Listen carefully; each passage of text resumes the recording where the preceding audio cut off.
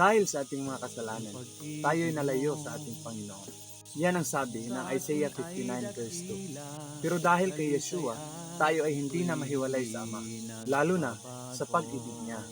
Yan ang sulat sa Roma 8:38 hanggang 39. Sapagkat naniniwala ako na kahit ang kamatayan, ni ang buhay, ni mga anghel, ni mga pamahalaan, ni ang mga bagay sa kasalukuyan, ni ang mga bagay na darating, ni ang mga kapangyarihan, ni ang kataasan, ni ang kailaliman, ni ang anumang bagay na nilikha, ang makapaghiwalay sa atin sa pag-ibig ng Ama na nakay Yeshua na ating Panginoon.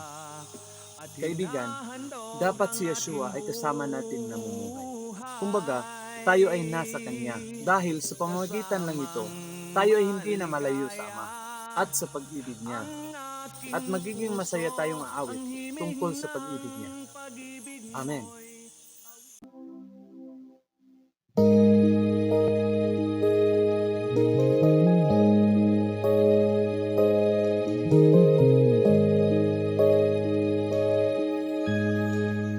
Ang pag-ibig mo sa akin ay dakila, dalisay at ito'y hindi nagbabago.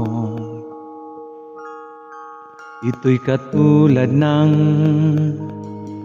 pintong malinis, hindi kumukupas, kay gandang pagliningin. Pag-ibig mong walang hanggan,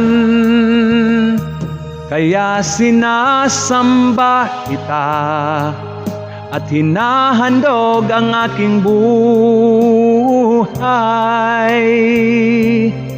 kasamang maligaya ang aking puso. Himig ng pag-ibig mo'y awitin ko.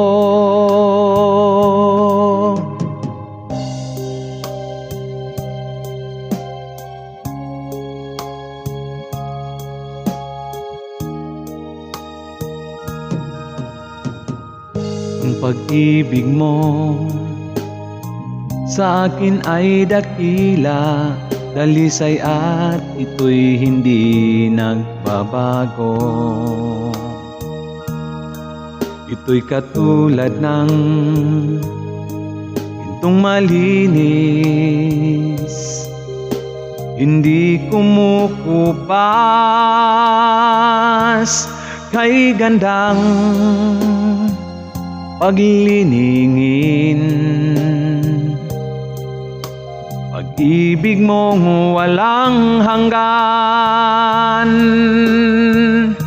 kaya sinasamba kita at hinahandog ang aking buhay,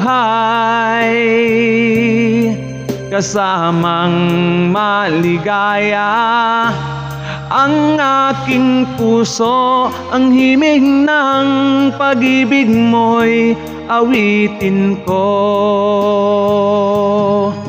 Tanggapin mo itong alay, kanta ng pagpupuri, sinulat at nawit dahil sa pag-ibig mo. Kaya sinasamba kita at hinahandog ang aking buhay, kasamang maligaya ang aking puso. Ang himig ng pag-ibig mo'y kaya sinasamba kita at hinahandog ang aking buhay, kasamang maligaya ang aking puso. Ang himig ng pag-ibig mo'y awitin ko.